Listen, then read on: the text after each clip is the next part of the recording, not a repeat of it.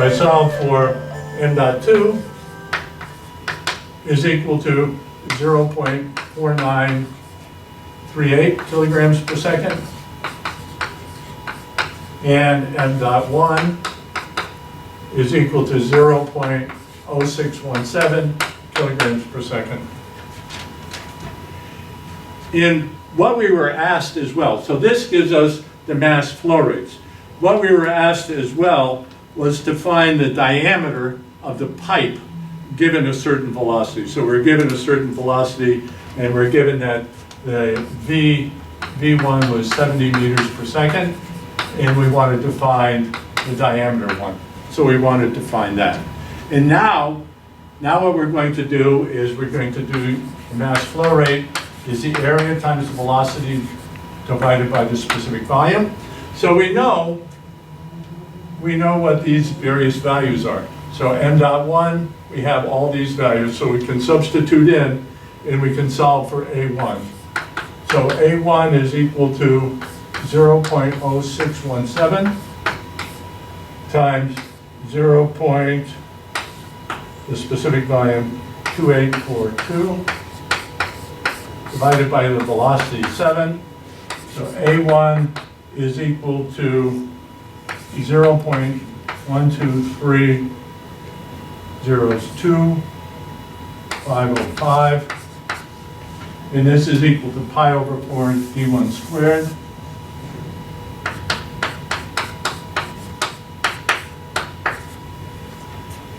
So d1 is equal to 0.0178 meters.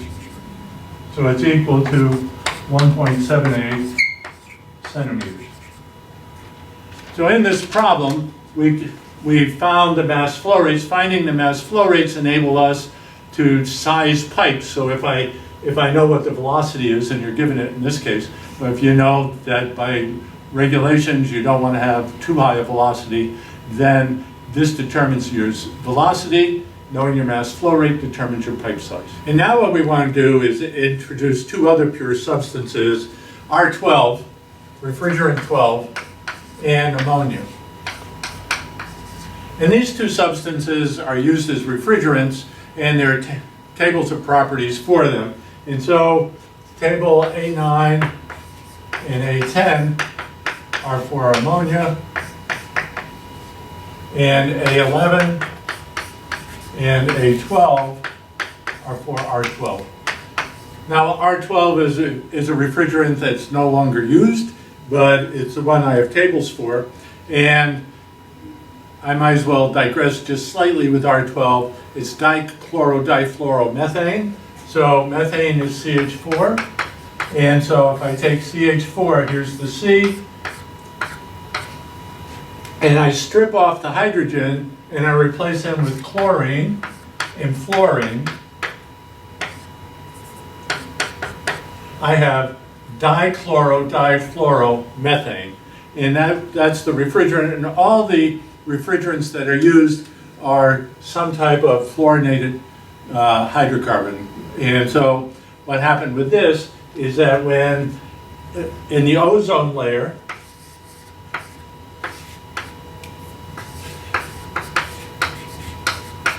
so ozone is very active oxygen, so sunlight going in would knock off a fluorine and chlorine. They're very active chemicals that act with the ozone and deplete the ozone layer. So then you'd have more ultraviolet rays coming into Earth. So that's why R12 was banned in terms of its use. It was a good refrigerant. It was banned in the United States. It's still used in other parts of the world.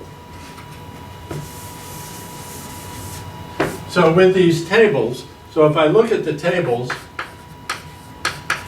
so if you go and look at them, you'll see there's no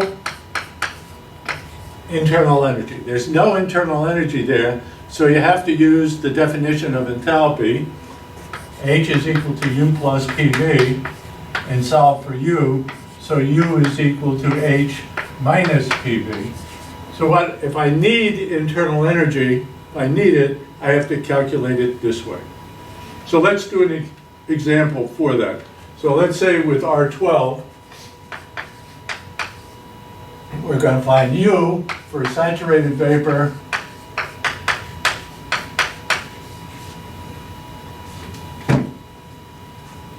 at minus 10 degrees C. And notice that for R12, there's only one saturated table. So whereas for steam we had A5 and A6, here there's only one, and it has temperature being evenly incremented. And so in this case, it would be table A12, A11 rather. And we're going to look up these values. You'll notice that P is in MPa. So you have to multiply by 1,000 to get kPa. So at minus 10 degrees C, we have P is equal to 0.219 MPa, which is equal to 219.1 kPa. We have H sub G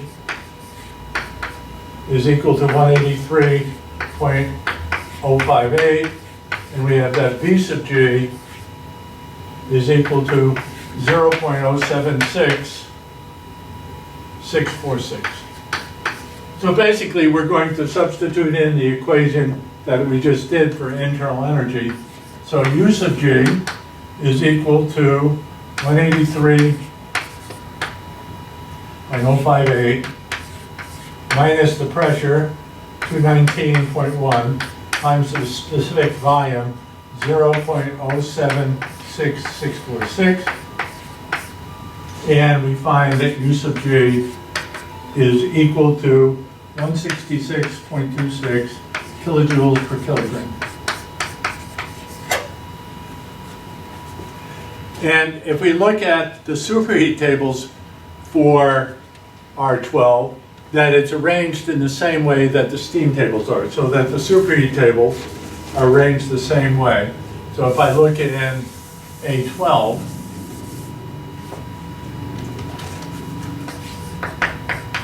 so if I look in A12 at 200 kPa, which is 0.2 MPa,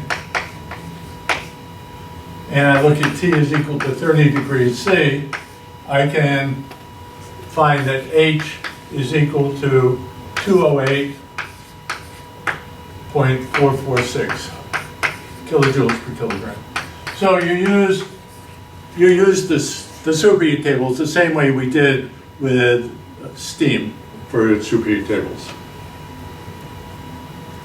Let's examine the difference between H sub Fg at 30 degrees between ammonia and R12. You'll just see why ammonia is a very popular refrigerant. It's still used today.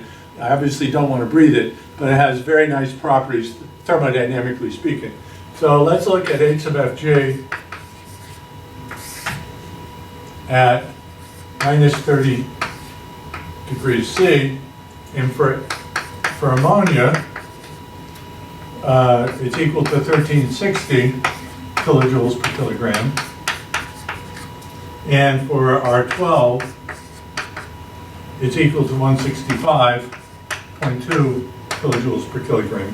So we notice that the ammonia has a much greater heat capacity per unit mass as it moves from liquid to vapor. And you'll notice for ammonia as well that the superheat tables are arranged in rows and not columns.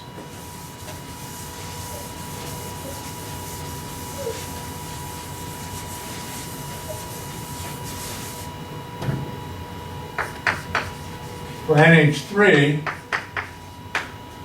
superheat, the pressure is in rows. And so, for example, if I go in at P equals 125 kPa, so if I go in at that pressure in a temperature of 10 degrees C, so the temperature goes across the top. So when you look at the superheat table, you'll see it goes across the top.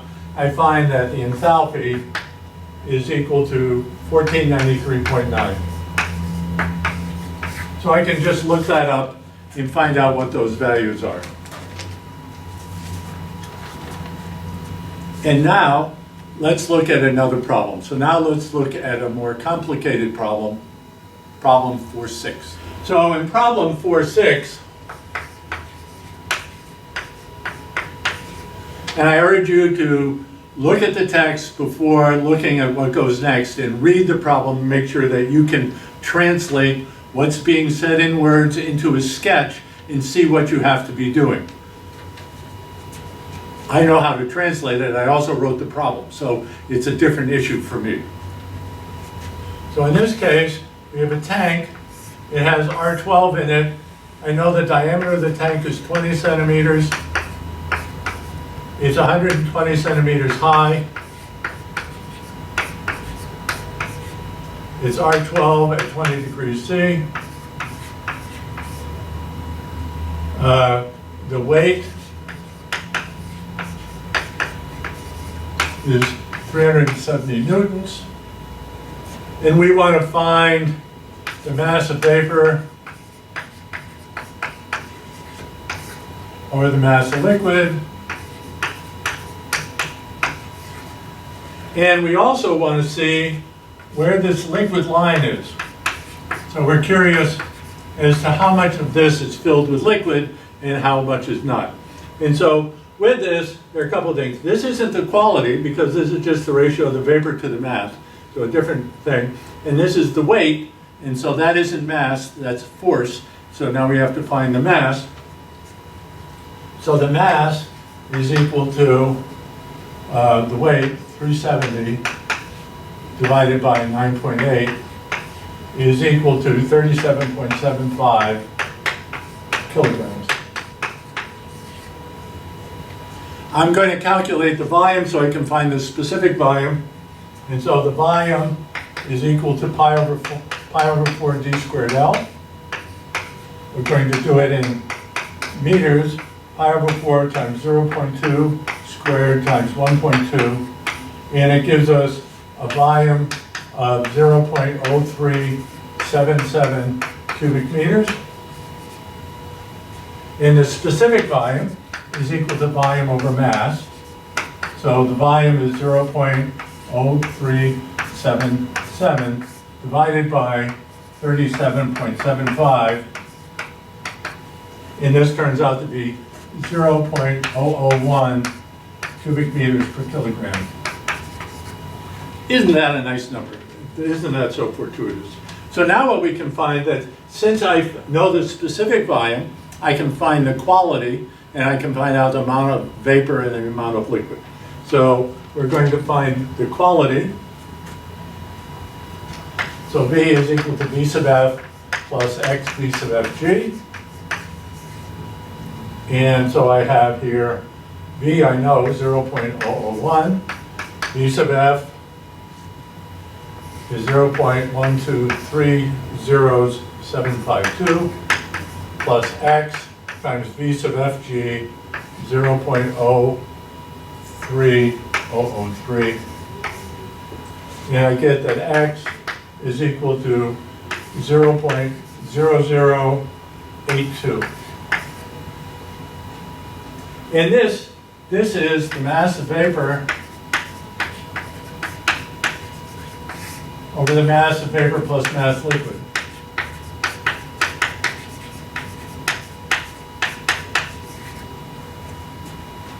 So what I want to do is find the mass of the vapor, the mass of the liquid, and then I can get the ratio that we need.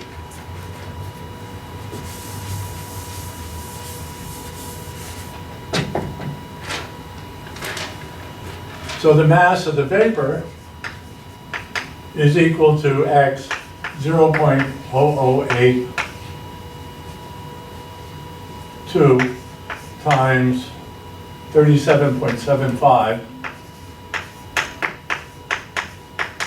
So I have that the mass of the vapor is equal to 0.317 kilograms, and the mass of the liquid is 37.75 minus the mass of the vapor, so that's equal to 37.44. kilograms. And so the ratio of mass vapor to mass liquid is 0.3177 divided by 37.44, and that's equal to 0.20832. And now what I want to do, so now that I know the mass of liquid, so I know what the mass of liquid is, I know its specific volume, so its specific volume is V sub F. So for the mass of liquid, V sub F, I already know. I know what that is. It's that 0.00 thing.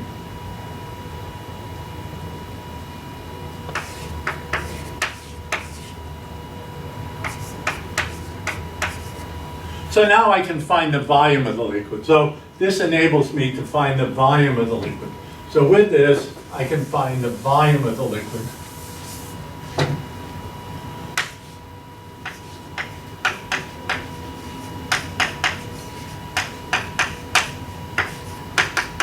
So it's the mass of the liquid times the specific volume. So I have 37.74 0.44 rather, times 0.123752. And so I have that the volume of the liquid is equal to 0.02815 cubic meters. And I know that the volume is also pi over 4 d squared L. I know the diameter, and L is going to be how far up from the bottom the liquid is. So if I substitute in here, so I have pi over 4, d squared is 0.2 squared times L, and it's equal to V sub L. And I solve, and I have that L is equal to 0.896 meters, or 89.6 centimeters. So when I looked at the tank,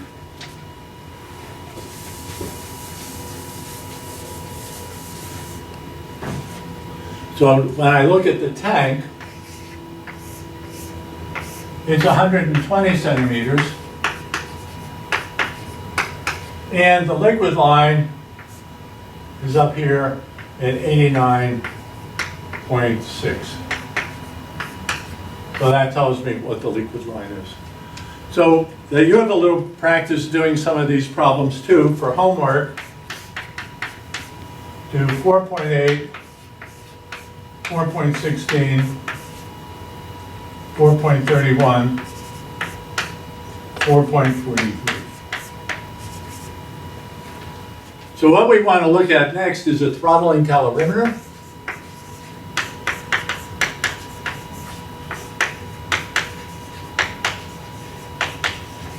And this is figure 410 in the text, page 115. Now the drawing in the text is much better than I can draw, so you may want to look at that while we look at this. So what we want to do is to be able to measure steam quality.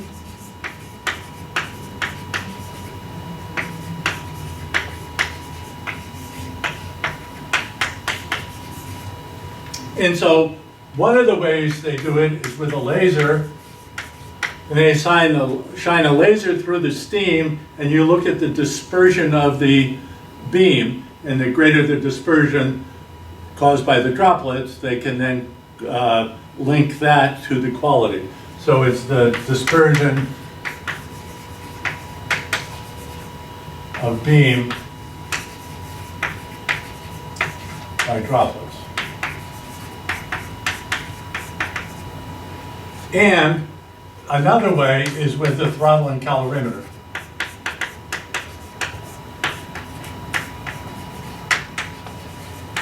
And here, it's typically X is greater than or equal to 95%. So what happens is that this works, but only under these circumstances. It doesn't work for very wet steam. And I'm going to need a certain pressure drop to make this happen. So if I draw the sketch that's in figure 410. I'm going to have a pipe in here. It's going to have slots in it. And it's going to go through a valve. And it comes out. And I'm going to measure temperature. And I can measure pressure. And so this typically goes out to P atmosphere. And so I have state 1 and state 2. And the idea behind this is that we're going to have a pressure drop so that we move this is a throttling process, and we move this into the superheat region. So if I look at this first law, I have Q dot plus M dot H1 is equal to W dot plus M dot H2. It's adiabatic, there's no heat loss, there's no work done, and so I have that H2 is equal to H1. If H2 is superheated,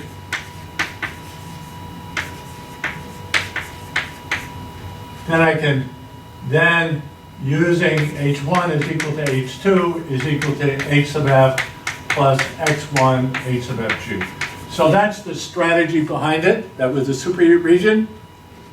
Knowing temperature and pressure, I can find the state, and then I back calculate to get the quality at the initial state. In a TV diagram that looks at this, or shows what's going on, is that I'm at an initial pressure here. So here I have P1, I'm here it's state 1, and you're hoping to go out over here in the superheat region to P2, and I'd have state 2. So to use this, there needs to be a great enough pressure drop, and the quality cannot be too low. So with that, let's look up an example, and I'll show you how it works. So it's state 1.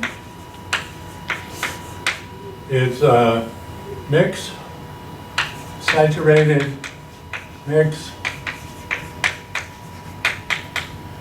at 400 kPa. State 2 is at 100 kPa, and T is 100 degrees C. And what I'm going to do is I can look this up in the tables. So I can look this up in the tables, and I will find that H2 is equal to 2675 kilojoules per Kelvin. So you have to do that. I had to do a lot of interpolation to get there. And then H1 is equal to 2675.